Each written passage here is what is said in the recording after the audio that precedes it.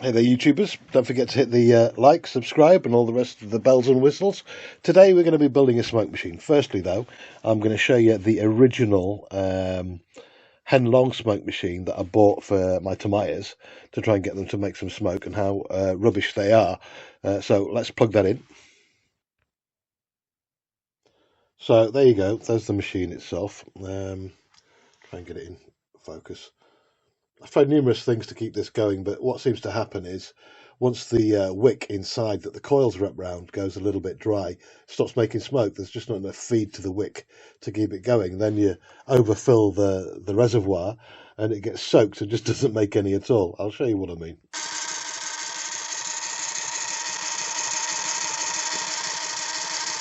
See that? I don't know if you can see that. There's barely any coming out. Let's just wait. And then it'll just stop making smoke.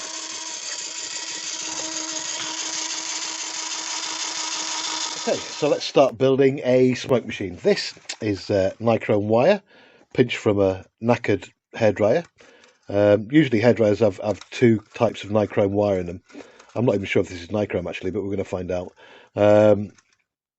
Basically, it's a high temperature wire. You'll get two thicknesses: one for low temperature in a cheap hairdryer, and a thicker wire for a high temperature. Posh ones, they just have one single coil. It's variable on variable resistors or whatever they do to govern the voltage going through it. And this is fiberglass sleeving that I got out of an old knackered oven.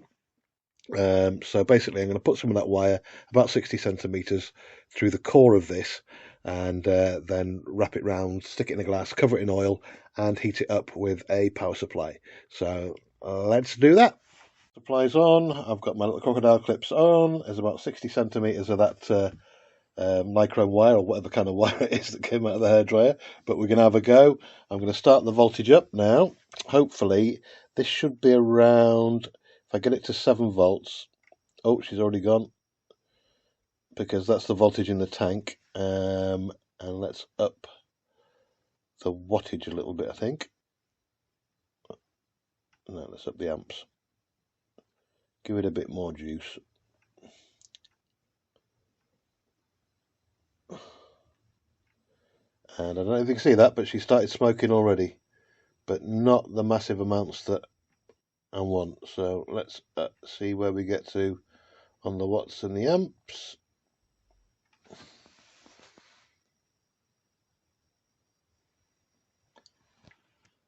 So she's getting a little bit of what I want, but I need that hotter, so I can either shorten the wire or wrap it in a different way so there's more surface of the wire getting oil to it, because I don't think there's a lot of oil getting to that, because it's a loose fit inside there. So let's see how far I can get up without it popping. Nichrome normally has a melting point of about 1100 to 1500 degrees Fahrenheit. So as I'm upping the ampage here, the wattage is going up, so is the voltage. I need to keep the volts down. Hang on. So we're producing plenty there. So that, when it's in the machine, should, by rights, kick ass. And the only way to find out is to stick a battery on it. So, find out what happens with the battery, because I don't want the battery exploding. All experimental, got to try, haven't you? So, I think what I actually need to do is keep the same 7 volts, but shorten that cable so it gets a lot hot. Shorten the nichrome wire so it gets a lot hotter. So, to prove that right, I'll just lob this up to 12 volts. And you'll be able to see loads more smoke coming off it at 18. So if I half the length of the cable, the nichrome, I should, let's get this back down again, there we go, I should get that same amount of, well, a lot more smoke off a shorter bit of nichrome. Okay, I've shortened the cable. By the way, the fluid I'm using is the standard stuff that you get with that Henlong cheap old Chinese tank for their smoke machines. I mean, there are other ways of making more smoke. I mean, I could use a thicker thicker fluid, you know, that you use in nightclubs and disco smoke machines. But we're just going to try this shorter one now and see if we can get more smoke at the 7 volts. So she's beginning to smoke.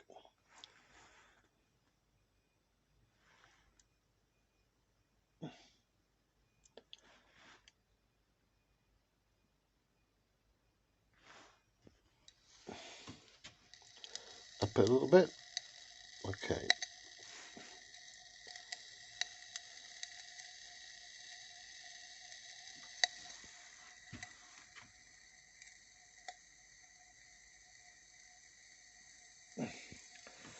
Still need it down to 7.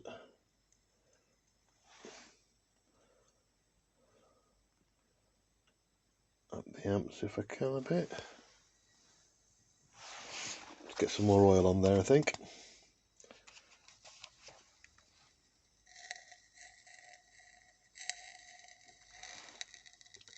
There we go. I think that's the problem, keeping enough oil against that nichrome wire. So, do I still need to up this?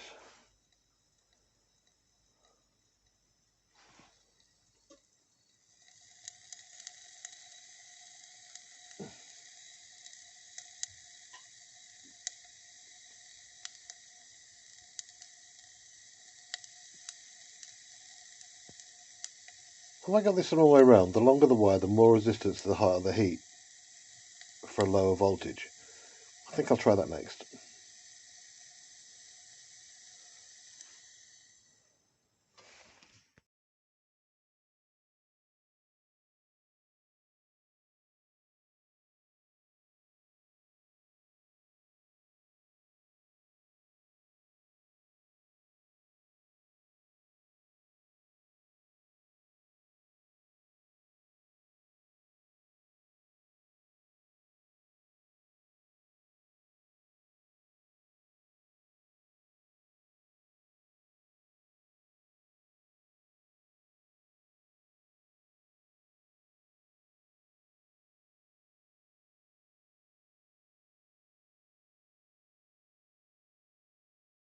I've got the length of the wire right, I've got the voltage right, I've got the amps right, I've got the watts right. So I reckon my battery will give me about 10 minutes, maybe 8 minutes on that. But that's more than the smoke once I get it in a box. I'll need to order some more of that fiberglass sleeving. Don't know how long it's going to last on there, and I can already smell it burning a bit. But that's more than enough smoke for the smoke machine. So I'll get that put in a box, organise some way of keeping it wet with the oil.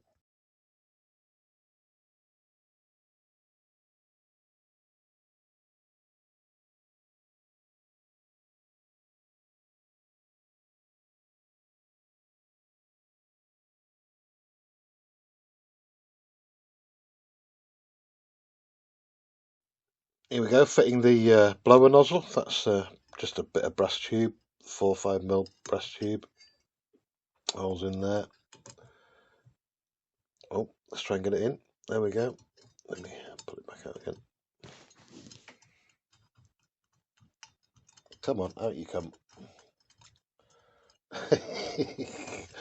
Damn, I wish I had a proper camera. Right, okay. Right, so I've drilled that out. Basically, just pop that in there. Nice fit. Put it back out again. And what I'm going to need to do on this end, where's the camera gone? There it is. Let's get it in focus. Try. I'm going to splay that out a bit and then fit it from the opposite side so it doesn't pull through and doesn't pull off. So I'll do that next. There we go. That's with my metal scribe in the hole. So I'm just going to give it a tap.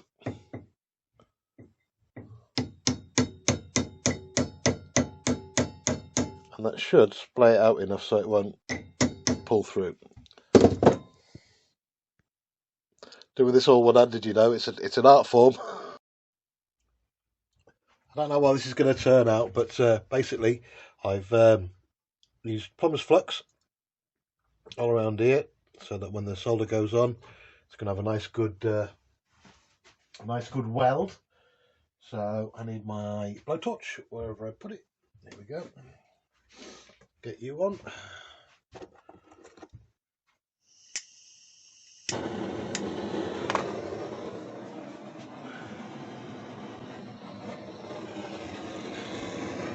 Basically, once it's hot enough,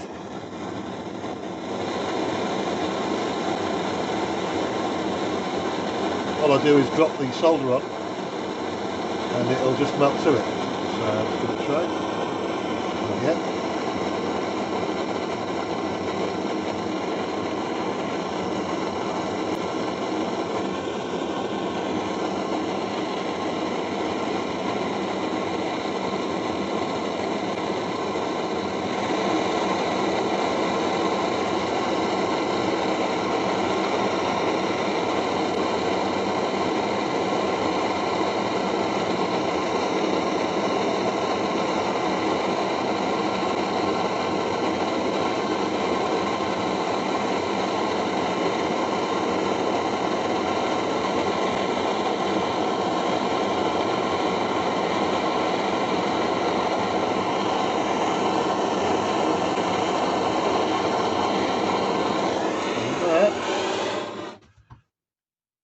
Should be that. Let's get a look at it.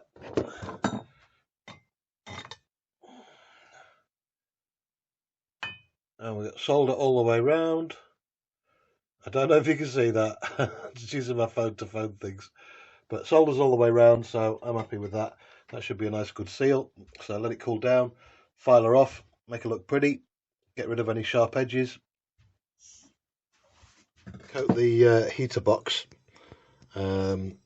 with some insulation before we put the lid on. I don't want too much heat transferring to the actual model down there because it's all metal base. I don't know what that's going to do. It's going to get to 550 degrees Fahrenheit inside the box, possibly more. So I don't want too much of that escaping. So what I'm going to use is some pipe insulation. It should be easy enough to do. Box will fit on tighter then as well, with no room for the smoke to escape where I don't want it to escape from. So anyway, the copper box is done. Next you'll see that is all coated in the insulation. For the lid on the box, I was going to make a copper top that just fits on top with a lead edge. But then I thought, I want to see how much fluid we've got in the box whenever I want without too much hassle. So I think I'll make, for now, a lid out of this polyboard just to sit on temporarily, and then eventually make it out of Perspex or Lexan. So then it gives me just a clear view into what's going on. And plus, with it being non-conductive, I can just put the wires straight through without worrying too much about it melting. You'll see what I mean, because the insulation on the actual wires will go through the plastic as well. So that'll stop any heat, most of the heat transfer going into the plastic. Anyway, I'll make the lid for it. There's the welding on the polystyrene top. Like I say, this should be well within tolerance for heat on the top. If not, well, I'll just have to start again. Like I say, going to make this out of Lexan when I get time, so I can see how much oil fluid I've got left in the box as I'm running the tank. If it starts to run out, I can quickly examine what the problem is. Like I say, it's a work in progress. I've never made one of these before, and it's completely my own design without any help from anyone else. So we'll see how we go. There, my friends, we have a smoke machine. Got a little bit of leakage coming out the side of the top, but as you can see, that is kicking out a decent amount of smoke. So, grab the pump, bit of nichrome wire, copper pot, coated in insulation, a pluggy top, which I will be replacing to something see-through, so I can see how much oil is left. I'm going to take the lid off right now because everything's loose inside. I'll just pause it. As you can see, that is piling out the smoke.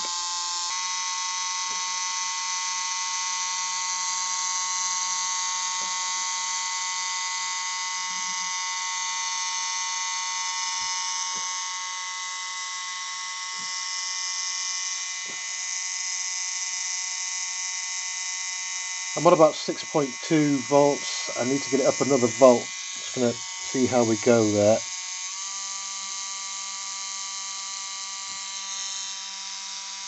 Kicks out even more.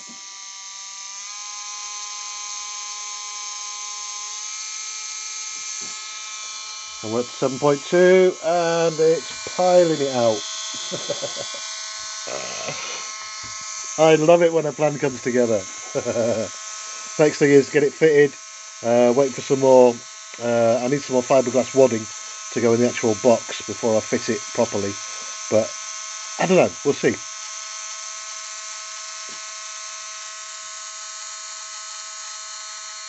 That is seriously kicking it out now.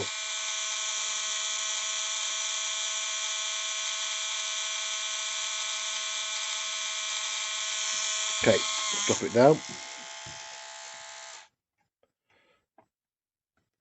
Not a lot of heat on the top, not a lot of heat on the box. Pull her open, see what happens. Let's unclip these first. Two up there. Two up there. Right, let's open the box up. And as you can see, everything's still intact. Excellent. So, copper box, insulated, couple of brass pipes.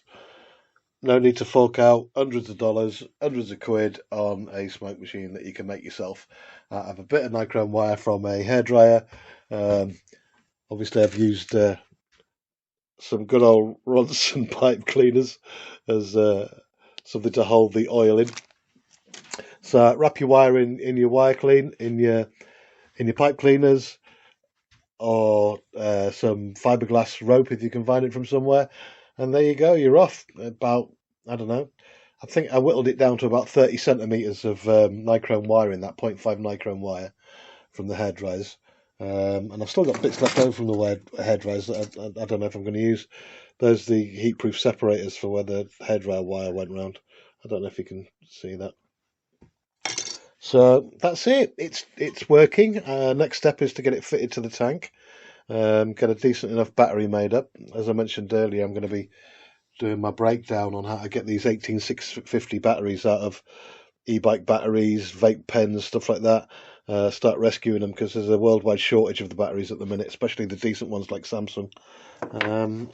That's it for today. So if you've enjoyed what I've done today, give us a like, give us a subscribe.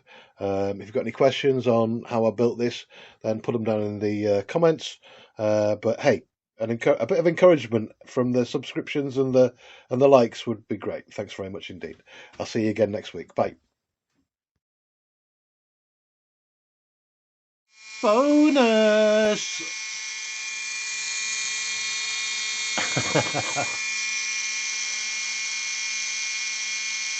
Like I say, an absolute heap of smoke coming out now. Way better than the Henlong rubbish. Well, to say I'm pleased as punch would be an understatement. There you go, that's your bonus. All up and running. In case there's any naysayers about the voltage. Okay, it's 3 amps, but some 18650s can easily handle that 27 watts. Look at it, it's kicking out, man.